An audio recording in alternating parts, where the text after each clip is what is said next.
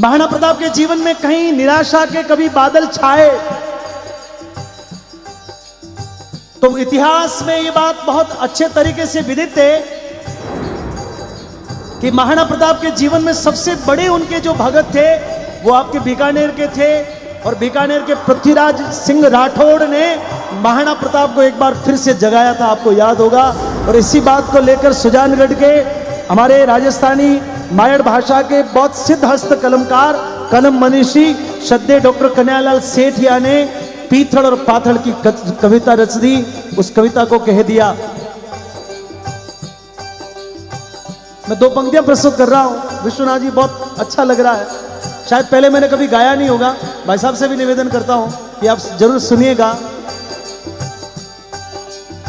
नानो सो अमरो चीख पड़ो राणा रो सोयो दुख जागो दुख जागो। हूँ लड़ियो घणो हूँ सयो घणो मेवाड़ी मान बचावण ने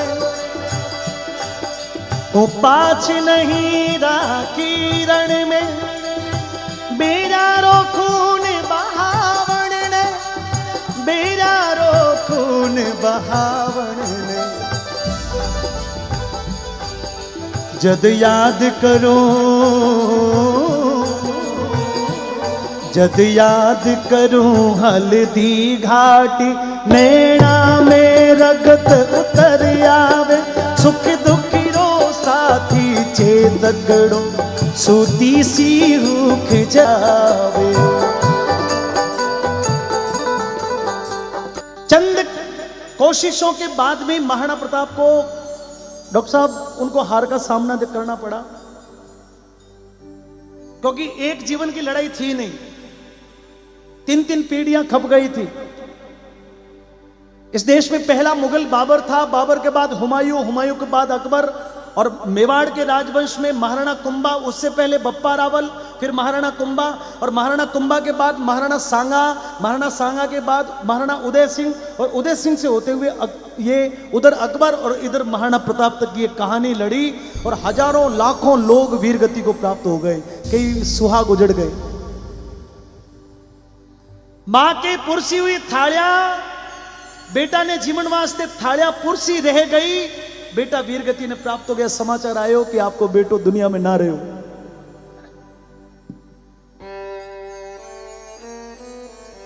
महाराणा प्रताप की शक्ति क्षीण हो गई।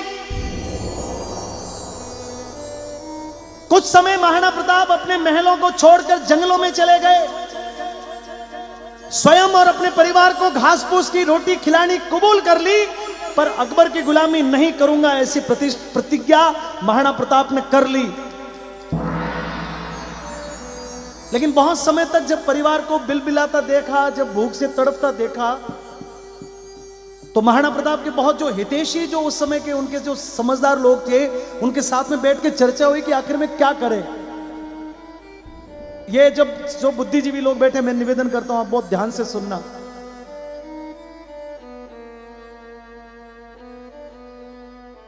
तो बहुत समझ से ये फैसला हुआ कि एक बार दुश्मन को रोकना आवश्यक है, क्योंकि दुश्मन कुछ समय के लिए रुकेगा तो हम अपनी शक्ति को बढ़ाएंगे,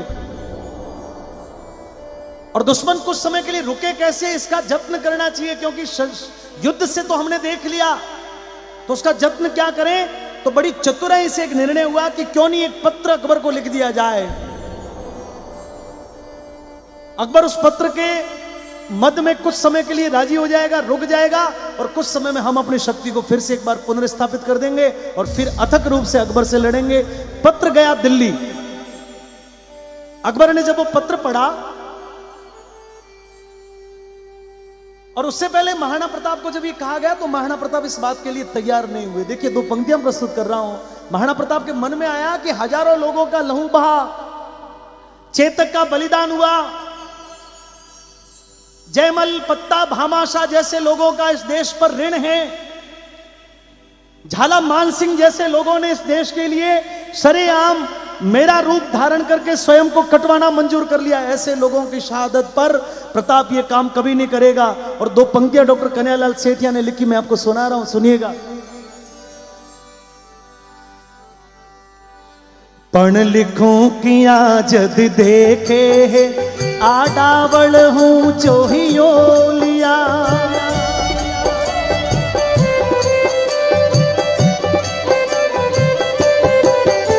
पण लिखूं किया जद देखे, आडावल हूं चोहियो लिया। चित्तौड़ खड़ो है मगरा में, विकराल भूत सी लिया छिया, विकराल भूत सी लिया छिया। हूँ झुकूं किया है आण मने, कुड़रा के शरिया बानारी। हूँ बुझूं किया हूँ शेष लपट, आजादी रे परवानारी। लेकिन फिर भी महाराणा प्रताप ने पत्र लिख दिया। पत्र अकबर के हाथों में गया, अकबर का सपना सच हो गया। लेकिन अकबर बड़ा धूर्त था। अकबर चाहता था कि महाराणा प्रताप की इस हार को सिर्फ मैं या मेरा दरबार नहीं पड़े, पूरे देश को पता चलना चाहिए कि हिंदुआ सूरज, मेवाड़ की वो आन बान की शान की वो पगड़ी आज अकबर के पैरों में पड़ी है। अकबर को यह पता था कि महाराणा प्रताप का सबसे बड़ा भक्त कौन है। और अकबर ने दिल्ली से बीकानेर समाचार भिजवाया, पृथ्वीराज सिंह को दिल्ली बुलवाया। पृथ्वीराज सिंह दिल्ली पहुंचे। भरी कचेरी में वो कागज महाराणा प्रताप का पृथ्वीराज सिंह के हाथ में दे के अकबर बोला, मर डूब चलू भर पानी में, झूठा ही गाल बजावे हो।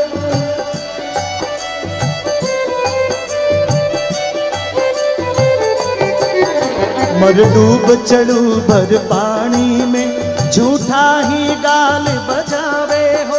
प्रण टूट गयो वीराणे को, तू भाट बना बिड़दावे हो, तू भाट बना बिड़दावे हो। मैं आज बादशाह धरती को, मेवाड़ी पाग पगा में है। अब बता मने किण रजवट रे, रजपूती खून रगा में है। अकबर बोला कि तू चिल्लू भर पानी में डूब के मर जा, 2400 घंटे भाट बन के जिनकी वृद्धावली गाया करता था, आज वो महाराणा की पाग मेरे कदमों में पड़ी। अब मैं देखता हूं कि तू अपनी मूंछों के बट कैसे लगाता है। मित्रों, देशभक्ति क्या होती है उसका सबसे बड़ा उदाहरण है, पृथ्वीराज को पता था कि ये घटना हो गई है, लेकिन इस घटना को मैं सीधा कैसे करूं, क्योंकि इस घटना में यदि मेरी भूमिका नहीं रही तो इतिहास में कलंक में मेरा भी नाम सबसे ऊपर लिखा जाएगा। तत्काल संभले, बड़ी चतुराई से पृथ्वीराज सिंह ने अकबर को कहा कि जहां पना, यदि आप हुक्म करें तो मैं इस पत्र की सच्चाई जानना चाहता हूं। यदि आप हुक्म करें तो मैं इस पत्र की सच्चाई जानना चाहता हूं। अकबर ने कह दिया कि तेरे को हुक्म है। और उस समय पृथ्वीराज सिंह ने महाराणा प्रताप को एक पत्र लिखा। इस पूरी कविता का क्लाइमेक्स पढ़ रहा हूं। मित्रों, मैं निवेदन करता हूं सभी लोग जग रहे हो, आप लोग ध्यान से सुनना कि पृथ्वीराज ने किस प्रकार से उस सोए हुए शेर को जगाया।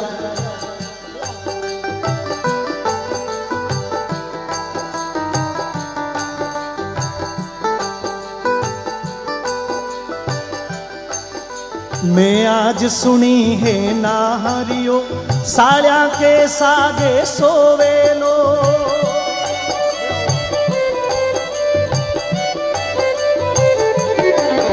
मैं आज सुनी है नाहरियो, साड़िया के सागे सोवेलो। मैं आज सुनी है सूरजड़ो, बादल की ओटा खोवेलो।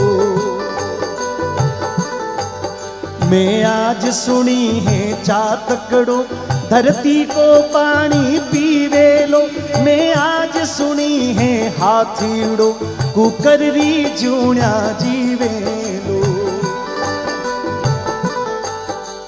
लिखा कि मैंने सुना है कि जंगल का राजा शेर अब बकरियों के साथ में रहना शुरू कर देगा। मैंने सुना है कि चमकता दमकता सूर्य सदा के लिए बादलों की ओट में खो जाएगा। मैंने सुना है कि जिस चातक की चोंच धरती पर पड़े पानी पीने जैसी बनी ही नहीं, वो चातक भी धरती का पानी पीना शुरू कर देगा। और मैंने सुना है कि मदमस्त हाथी अब कुत्ते सी जिंदगी व्यतीत करेगा। उससे भी आगे बड़ा गजब लिख दिया, कहा मैं आज सुनी है थारे तका, अब रांड हो गई रजपूती।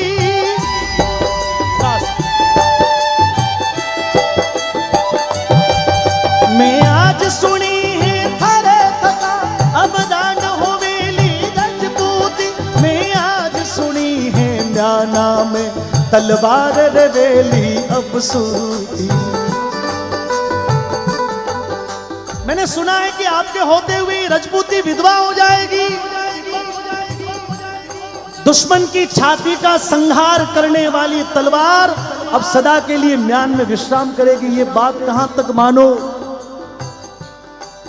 हो मारो हिवड़ो कांपे है, मूछारी मोड़ मरोड़ गई।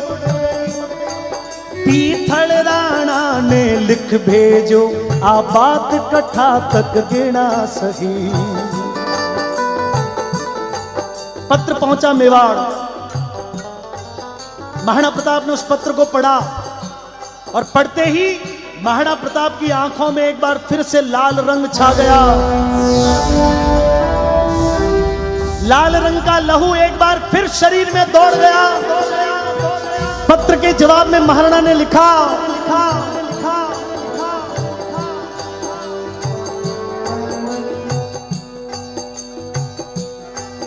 पीथल के खिमता बादल री, जो रोके सूर्य उगाड़ी ने। ताली के साथ में। पीथल के खिमता बादल री, जो रोके सूर्य उगाड़ी ने। सिंघारी हाथड़ सहले वे, बाकूक मिली कद स्याली ने। बाकूक मिली कद स्याली ने। धरती को पानी पीवेसी, चातक की चोंच बनी कोनी। कुकर री जूणा जीवेसी, हाथी की बात सुनी कोनी। राखो थी मूछा ऐठोड़ी, लोहीरी नदी बहा दूला। भारत माता की। राखो थे मूछा ऐठोड़ी, लोहीरी नदी बहा दूला। हूँ अथ कलड़ूला अकबर सू, उजड़ियो मेवाड़ बसा दूला। रजपूतन रोजायो हूँ, रजपूती कर्ज चुकाऊला।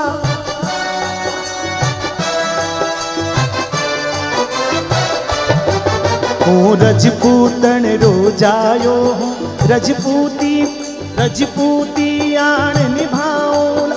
ओ शीश भले पर पड़े, ओ शीश पड़े पर पाग नहीं, दिल्ली को मान घटाऊला।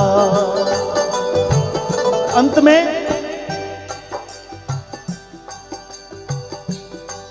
जदराणा, समझ में आया तो तालियां उठा देना, अभी नहीं, पहले सुन लो। जदराणा रो संदेश गयो, पीथल री छाती दूनी ही। जदराणा रो संदेश गयो, पीथल री छाती दूनी ही। जदराणा रो संदेश गयो, पीथल री छाती दूनी ही।